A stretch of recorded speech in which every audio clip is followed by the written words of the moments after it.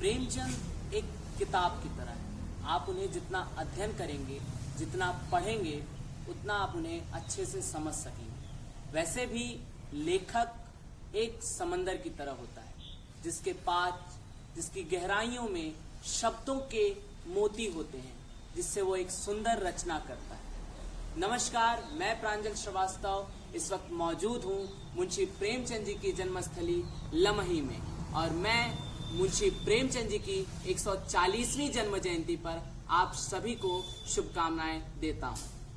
दोस्तों, प्रेमचंद जी का नाम आते ही हमारे जहन में कई कहानियां और वह कई उपन्यास आते हैं। दोस्तों, प्रेमचंद जी की कहानियों में एक ऐसा ग्रामीण पन है जिसको सुनते ही या जिसे अध्ययन करते ही व्यक्ति गांव पहुंच जाता है। दोस्तों, जब हम प्रेमचंद जी की कहानियां पढ़ते हैं और उनसे जुड़े पात्रों को देखते हैं तो अपने आप को वहां महसूस करते हैं। शायद यही अपनापन प्रेमचंद जी की एक अनूठी रचना है। प्रेमचंद जी की कहानियां व उनसे जुड़े उनके पात्रों से हमें काफी कुछ सीखने को मिलता है और वो काफी प्रेरणादायक होता है। हमारे जीवन में प्रेमचंद जी की एक एक कहानी और एक एक कहानी के पात्र से सीखने को मिलता है। आज मैं मौजूद हूँ मुंशी प्रेमचंद जी के गांव लमही में।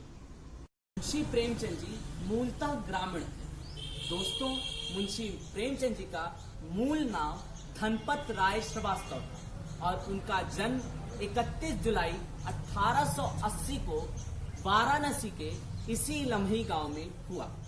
शायद यही कारण है कि उनकी रचनाओं में ठेठ ग्रामीण अंदाज मिलता है और उनकी कई रचनाओं से हमें ग्रामीण समस्याओं को जानने का मौका मिलता है और उनकी हर एक कहानी में ग्रामीण अंदाज का वर्णन मिलता है। आज की इस दुनिया में मुंशी प्रेमचंद जी की कहानी को लोग बड़े चाव के साथ पढ़ते हैं। शायद इसका कारण उनकी कहानियों में आसान भाषा, सरल चीजें और गांव की जुड़े कई चीजों का वर्णन और प्रेमचंद जी की सबसे खास बात ग्रामीणपन। शायद ये सारे कारण की वजह से प्रेमचंद जी की कहानियों को आज भी लोग इतने चाव के साथ पढ़ते हैं। प्रेमचंद जी की कहानियों में ऐसे कई वर्णन मिलते हैं जिनसे हमें रोजमर्रा की जिंदगी में सीखने का कई चीजें मिल जाती हैं। दोस्तों, प्रेमचंद जी अपने हर एक अंदाज को अपनी कहानियों में रखना चाहते हैं। प्रेमचंद जी सदैव कहा करते थे कि लेखक बनता ही है कल्पनाओं से। सच ही कहा था प्रेमचंद जी, कल्पनाओं से लेखक तक का सफर बड़ा अनूठा होता है। जितना वो कुछ सोचता है, अपने भावों में उन सब चीजों को पिरो करके वो लिखना पसंद करता है। आज उनसे जुड़ी कई चीजें मेरे साथ हैं, तो मुझे भी लग रहा है कि उनसे कई चीजों को मैंने सीखा है और अपने जीवन में आत्मसात किया। प्रेमचंद ने स्वयं को सदा एक मजदूर समझा। शायद यही कारण है कि प्रेमचंद आम आदमी के सच्चे मसीहा थे। दोस्तों, प्रेमचंद ने सदैव अपने आप को एक आम आदमी समझा। प्रेमचंद का एक सहज सरल व्यक्तित्व था। प्रेमचंद अपने जीवन को सदैव सहजता से जीना चाहते थे। प्रेमचंद की इन सहजताओं को और इन सरलताओं को देखने के लिए प्रेमचंद जी की कई कहानियां हैं।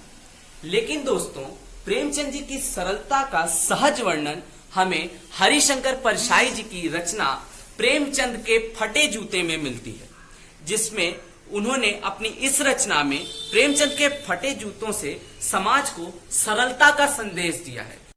प्रेमचंद जी की तमाम कहानियां जैसे कि गोदान, ईदगाह, दो बैलों की कथा, बड़े घर की बेटी, निर्मला, सौजे वतन, ऐसी तमाम कहानियों से हमें जीवन भर सीखने को मिलता है और उनकी तमाम साहित्यिक रचनाओं से हमारे जीवन में खुशियां, आनंद और प्रेरणादायक चीजें मिलती रहती हैं।